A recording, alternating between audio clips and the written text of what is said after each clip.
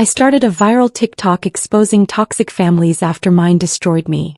Now my brother, ex-husband, and grandparents are furious. 12 million followers know exactly who the narcissist family really is.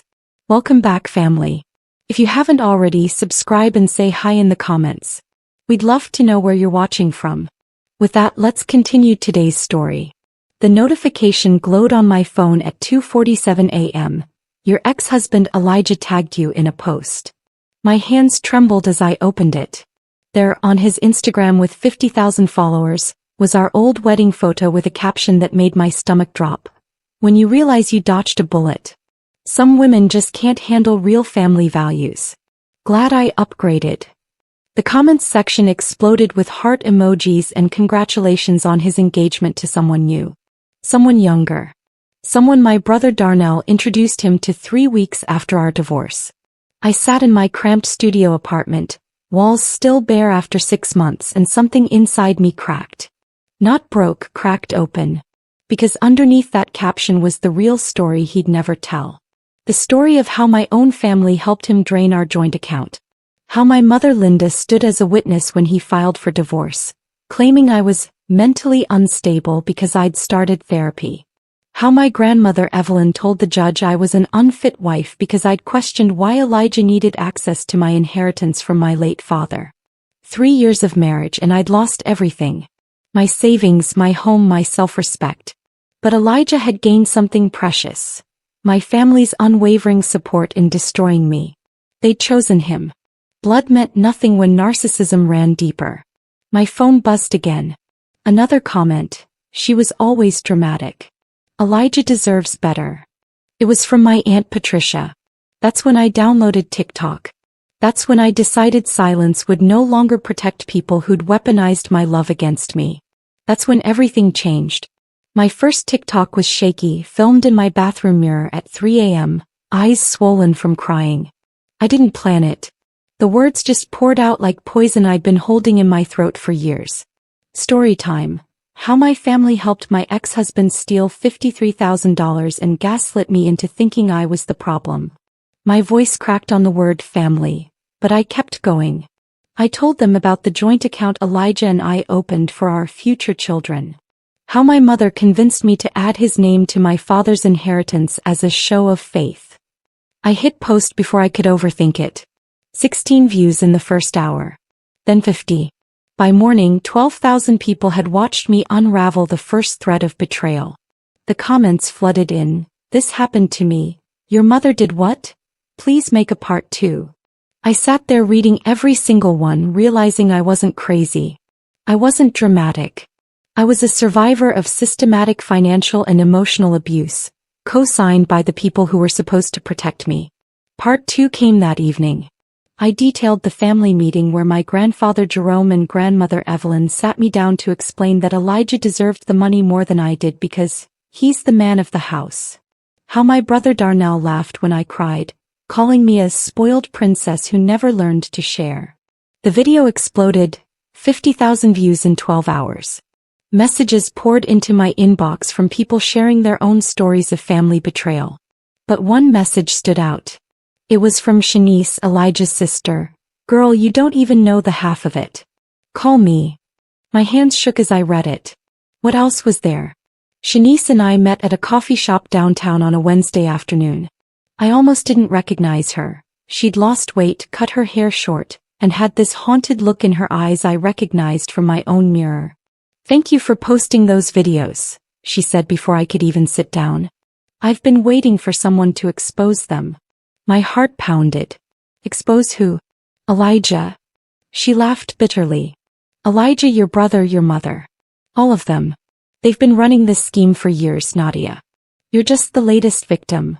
The coffee in front of me went cold as Shanice unfolded the conspiracy. Elijah had done this before. Married a woman from a good family, isolated her, drained her resources, then moved on with help from his enablers. My brother Darnell was his business partner in a luxury car rental scam that targeted vulnerable women. They'd identify targets at upscale events. Elijah would charm them and Darnell would provide the family credibility. Your mother knew, Shanice whispered. She's been getting kickbacks since 2019. I felt my reality shift beneath me. Why are you telling me this? Shanice pulled out her phone, scrolling through screenshots, bank statements, text message threads. Because he did it to me first. Elijah and I aren't really siblings, we're ex-spouses. And your family helped him destroy me 2-3 years before you. My hands trembled as I looked through the evidence. Messages between Elijah and Darnell laughing about mark number 3. Photos of my mother at restaurants with Elijah, dated during our marriage when she claimed she couldn't stand him. The betrayal had roots deeper than I'd imagined.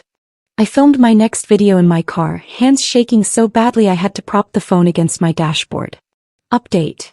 I just met with someone who exposed a 3-year conspiracy involving my ex, my brother, and my mother. The video went viral within hours. 200,000 views by midnight. My phone exploded with messages, some supportive, many vicious. My cousin Tamika commented, "You're going to regret this, Nadia. Family business stays in the family." But I was past caring about their twisted definition of loyalty. Shanice and I spent the next week building a timeline. Elijah married her in 2018. Her family, like mine, was comfortable. Her late grandfather had left her a modest inheritance and a small property portfolio. Within 18 months, Elijah had convinced her to consolidate everything into joint accounts for tax purposes. When she finally questioned the disappearing funds, her family turned on her. They called her paranoid, ungrateful, a bad wife. Sound familiar? The pattern was sickeningly clear. Elijah specifically targeted women who'd recently lost a parent. We were vulnerable, grieving, desperate for family connection. He'd ingratiate himself with our remaining family members, slowly turning them against us. Darnell provided the respectable family man image, the successful brother-in-law who vouched for Elijah's character. My mother played the concerned parent, worried about our emotional instability. Together they created a narrative where we were the problem, not the victims. What broke me was discovering my grandmother Evelyn's role. She'd been the one introducing Elijah to grieving families at church, positioning him as a godly man seeking a wife. He was the recruiter. This wasn't just betrayal, it was a criminal enterprise wearing a family's face. My TikTok following exploded overnight, from 20,000 to 500,000 in 72 hours. Each video I posted dissecting the manipulation tactics brought thousands more viewers. People weren't just watching for entertainment, they were studying the playbook to protect themselves. Comments poured in, "My brother did this to me. I thought I was the only one. Thank you for giving me words for what happened." The validation was overwhelming. For the first time in 3 years I felt seen. I felt believed. I felt powerful. But with visibility came consequences. My mother Linda called at 6 a.m., screaming so loudly I had to hold the phone away from my ear. "You're destroying this family. Do you know what people are saying about us at church? About your grandmother? You're making us all look like criminals." I let her rant for 3 minutes before responding calmly, "You are criminals, Mama. You helped steal $53,000 from your own daughter. That's called theft and conspiracy." The line went silent. Then she said something that chilled my blood. "If you don't delete those videos by tonight, you'll regret it, Nadia. I promise you that." I posted the threatening voicemail recording. It went viral with 2 million views in 6 hours. The comments section exploded. "Call the police. This is witness intimidation. Your mother just confessed." But what happened next blindsided me. My grandfather Jerome showed up at my apartment building, waiting in the parking lot at 11 p.m. He looked older than I remembered, frilier. When he saw me, he started crying. "Please, Nadia. Please stop. You're killing your grandmother. She's in the hospital with chest pains because of the stress." For a moment, guilt flickered. Then I remembered her introducing Elijah to me at a church potluck, her hand on his shoulder, her voice honey-sweet. "This young man has been asking about you." I went to the hospital against every instinct screaming at me to stay away. Grandmother Evelyn was in room 342 surrounded by family. My mother, my uncle Raymond, my cousin Tamika, and surprisingly, Elijah. They all turned when I walked in and the temperature in the room dropped 20 degrees. "You have some nerve showing your face here," my mother hissed. But grandmother Evelyn held up a trembling hand, silencing everyone. Her voice was weak but clear. "Come here, child. Let me talk to my granddaughter." The family reluctantly stepped outside, leaving us alone. I approached her bedside cautiously, waiting for another manipulation. "You think you're so smart, don't you?" she whispered, her voice suddenly stronger. "Posting those videos, getting all those strangers on your side. But you don't understand how the world works, Nadia. Women like us, we survive by aligning with strong men. Your grandfather, your father before he died, Elijah, they provide structure. Protection. You were always too independent, too stubborn. I was trying to teach you survival." I stared at this woman who'd braided my hair as a child, who'd taught me to pray, who'd betrayed me for money. "You taught me that family means nothing when greed is involved," I replied quietly. Her eyes flashed with something ugly.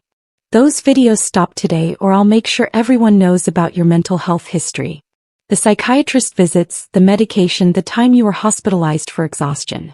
I'll paint you as an unstable liar and people will believe me." My blood ran cold.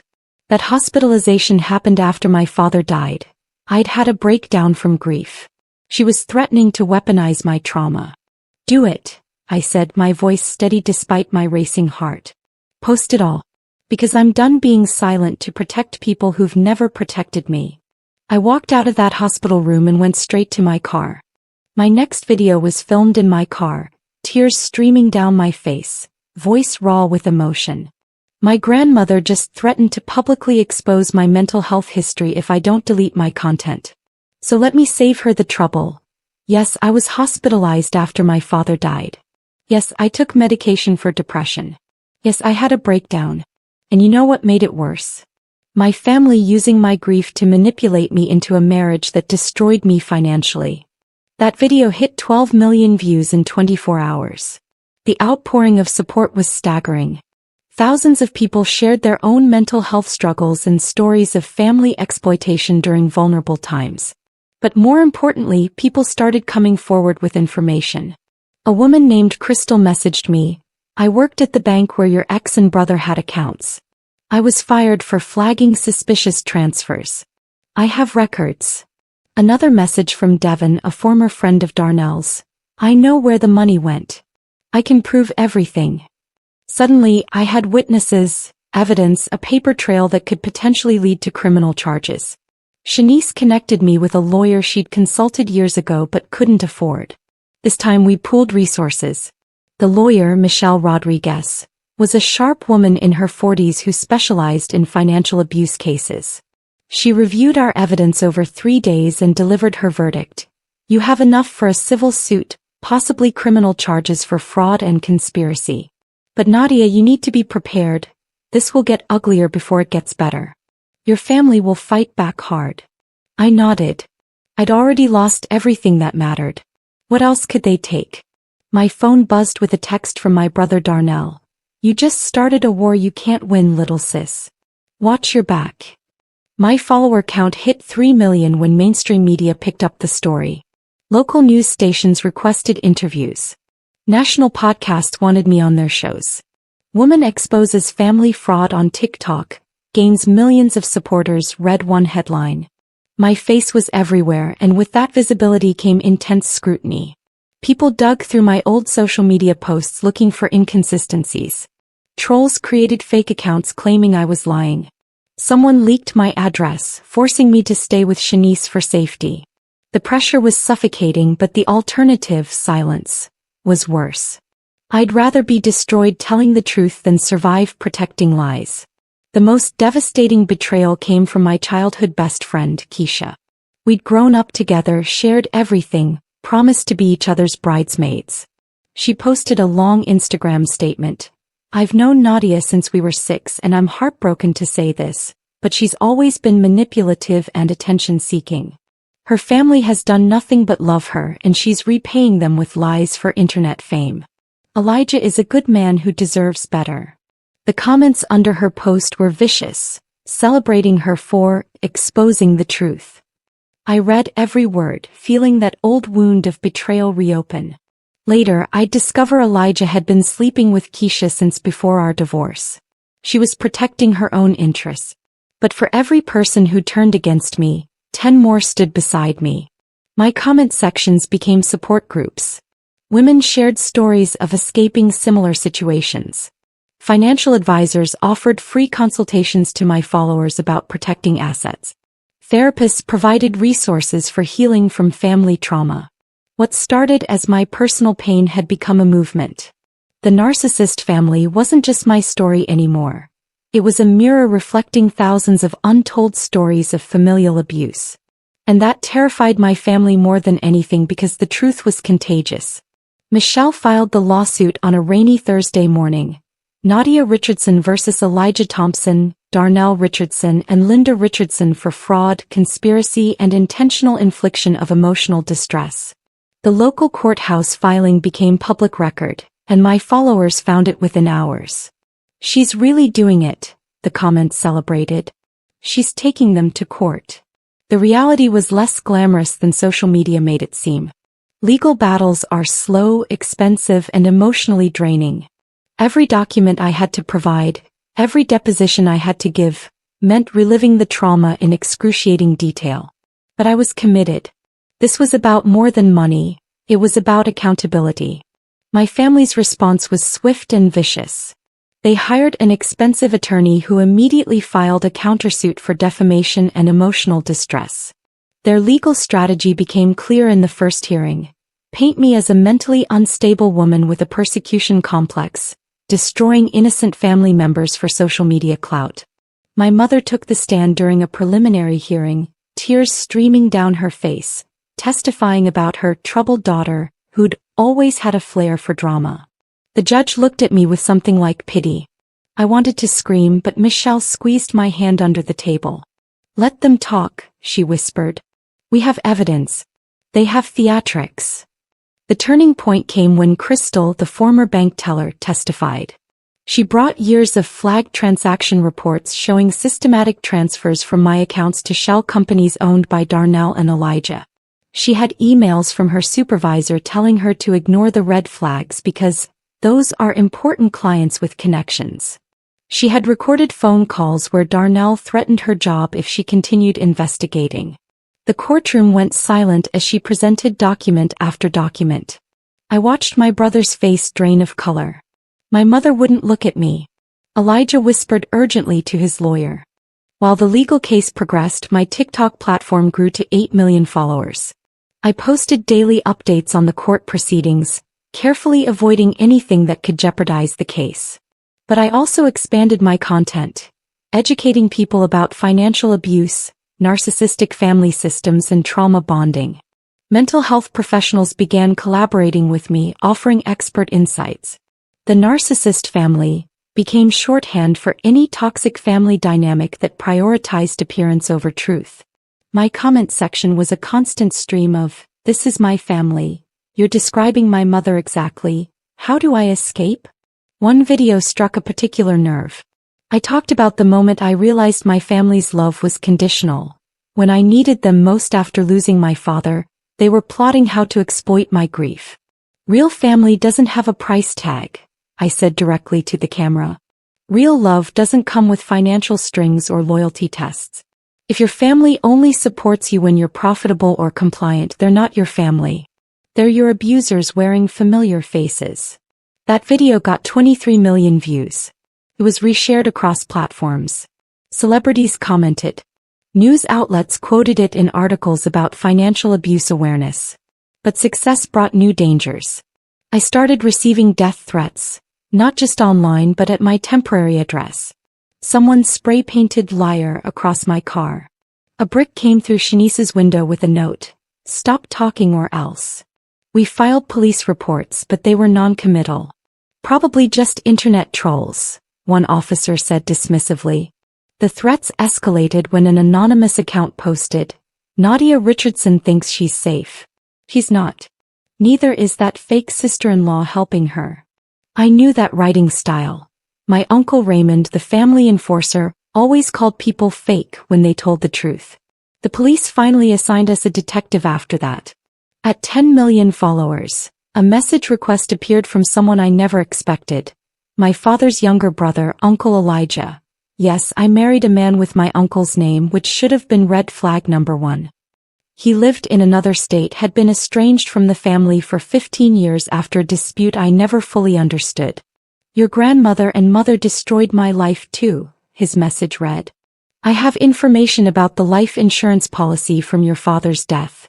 The beneficiary was changed 3 weeks before he died. You need to know this. My hands shook so violently I could barely type a response. We spoke on the phone that night for 4 hours. Uncle Elijah told me everything my family had hidden. My father hadn't died of natural causes from a heart attack like they'd claimed. He'd been under enormous stress from discovering my mother and grandfather's embezzlement from his business. He'd planned to divorce my mother and remove her from his will. 3 weeks later he was dead. The official cause was cardiac arrest, but Uncle Elijah always suspected something darker. The life insurance policy worth $400,000 had been changed from benefiting me to benefiting my mother. A change my father supposedly made while critically stressed, according to documents my grandfather Jerome had witnessed. I couldn't prove anything 15 years ago, Uncle Elijah explained, his voice heavy with regret. I was younger, had fewer resources, and they isolated me from the family before I could investigate. But Nadia, with your platform and evidence, we might finally get justice for your father. I felt like the ground had opened beneath me. Everything I thought I knew about my father's death was potentially a lie. The grief I'd been manipulated through might have been caused by the same people who'd exploited it. My next video, filmed with tears blurring my vision, exposed this new revelation. The response was overwhelming. Private investigators reached out offering services. Legal experts weighed in, and most importantly, people who'd attended my father's funeral started coming forward with their own suspicions. The civil trial became a media sensation. Cameras weren't allowed in the courtroom, but I live-tweeted the proceedings and news outlets covered every development. Michelle was brilliant. She systematically dismantled every defense my family offered. Shell companies were traced. Forged documents were exposed. Crystal's testimony about the bank's complicity was damning. But the moment that broke the case wide open was when Shanice took the stand and revealed she'd been recording conversations with Elijah and Darnell for 3 years, including detailed discussions about targeting me specifically because of my inheritance and desperate need for family approval after my father died. The courtroom gasped when those recordings played. Elijah's voice, cold and calculating, Nadia's perfect. Still grieving, isolated, and desperate to prove she's not broken. Her family will sell her out for 20%. Darnell laughing, Mama already laid the groundwork. She thinks Elijah is her savior. My mother's voice, dismissive, she's always been weak. This will be easy. I sat there listening to them dissect my pain like a business opportunity, and something inside me finally, completely died, not in a bad way but in a liberating way. The last thread of hope that maybe somehow they'd loved me even a little snapped. I was free. If you've watched this journey from the beginning, comment, I believe survivors below. The jury deliberated for 6 hours. When they returned, the verdict was unanimous.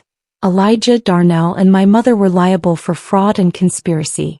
I was awarded $187,000 in damages, but more importantly, the judge referred the case to the prosecutor's office for potential criminal charges.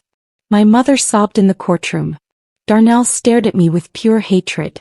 Elijah remained expressionless, already calculating his next move. My grandfather and grandmother, who'd been present every day, looked like they'd aged decades. As we left the courthouse, protesters and supporters lined the street holding signs, "Justice for Nadia, Toxic Families Exposed, 12 million strong." 3 months after the trial, my TikTok following reached 12 million. My family's criminal trial was scheduled for next year. The prosecutor found enough evidence to charge all 3 with multiple counts of fraud and conspiracy. Uncle Elijah and I worked with investigators to reopen the inquiry into my father's death. New evidence suggested his medication had been tampered with in the weeks before his cardiac arrest. My grandmother Evelyn suffered a severe stroke and was placed in a care facility. My grandfather Jerome sent me one letter. "You destroyed this family, Nadia. I hope you're proud." I burned it without finishing. But victory tasted like ash in my mouth. Yes, I'd exposed the truth. Yes, I'd built a platform helping thousands of people recognize and escape toxic family dynamics. Yes, I'd gotten legal justice. But I'd also lost every single person I'd grown up calling family. Holidays were silent. My phone no longer rang with calls from anyone sharing my blood. I sat in my new apartment, bought with money from sponsorships and speaking engagements about family trauma, surrounded by success and completely alone. Shanice visited often, becoming the sister I'd never had. My followers sent messages of support daily. But late at night I still cried for the family I'd wanted them to be, not the family they were. The saddest truth I learned was this. Sometimes protecting yourself means losing people you love. Sometimes justice doesn't heal you. It just stops the bleeding. I'd started this journey hoping to expose toxic family dynamics and maybe get my money back. I'd ended it with millions of supporters, legal vindication, and a hole in my heart that would never fully close. My father's case remained open, the investigation ongoing. My family members awaited trial, their reputations destroyed, their relationships fractured beyond repair. Me. I was free, validated, believed, and utterly, devastatingly alone. The narcissist family had finally been exposed. 12 million people knew exactly who they really were. But knowledge didn't bring my father back. Justice didn't give me a family that loved me unconditionally. Truth didn't erase the years of manipulation and betrayal. I created a final TikTok video, my last post in the series. This is where my story ends for now. I won in court, but I lost my family. Maybe that's the trade-off for truth. Thank you for believing me when my own blood wouldn't. If you're in a toxic family situation, remember, choosing yourself isn't selfish. It's survival. And sometimes the family you choose is stronger than the family you're born into. I hit post, closed the app, and looked out my window at the city lights below, wondering if freedom was supposed to feel this heavy, this painful, this lonely. The answer, I realized, was yes. Because real freedom, freedom from people who hurt you even when you love them, always costs everything. And I'd paid that price willingly, knowing I'd do it all again to reclaim my truth, my voice, my life. Even if it meant standing alone. Especially if it meant standing alone. Because for the first time in 32 years I finally, truly stood. If this story moved you, please subscribe to the channel, like this video, and share it with someone who might need to hear that their truth matters. Drop a comment about your own journey. I read every single one. Remember, your story is valid, your pain is real, and you deserve people who celebrate you, not exploit you. Thank you for being here.